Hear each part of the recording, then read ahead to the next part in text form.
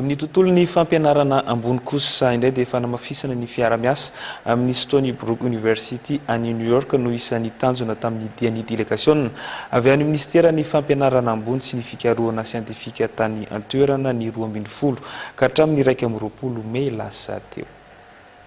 Nanatanteraka fitsidiana tany amin'ny Stony Brook University any New York, États-Unis ny délégation ny ministère ny fampianarana ambony sy ny fikarohana siantifika notarindra matoa ministra Monique Rasoa-Zananer ny 12 Mey ka hatramin'ny 1 Mey lasa teo.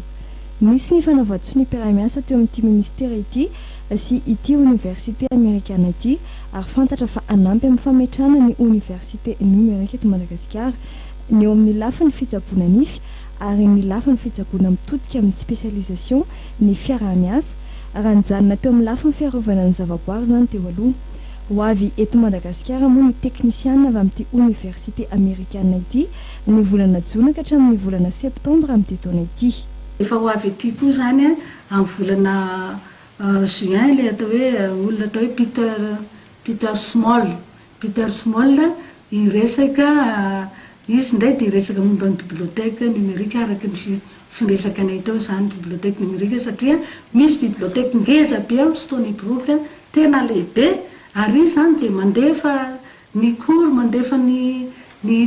données be dia be zany izay ilain'ny mpianatra manerana zao tontolo zao. Ho avy koa zany ny ramatoa Mary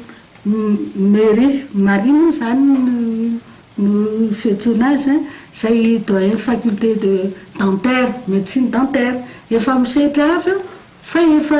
mifandray amin'ny université Majunga ihany izy fa amin'ny volana Jolay io zany andeha ho any Majunga hijery ahoana no hanatsarana sy hanamafisana proboboana ny médecine dentaire ao Majunga. Eo amin'ny lafiny fampianarana dia tanora malagasy misa 9 kosa no toloran'ity université amérikana ity vatsim-pianarana ahafahan'izy ireo mandrato fianarana maimaim-poana mahakasika ny teknôlôjia, ny ingénierie ary ny management. Marina moa fa andavam-bola avokoa ny tolom-pampianarana eo anivin'ity université mpanjakana Stony Brook University ity fa fanomezana maimaim-poana kosa nomena ho an'ireo tsara vitana izay ahazo ity vatsim-pianarana ity.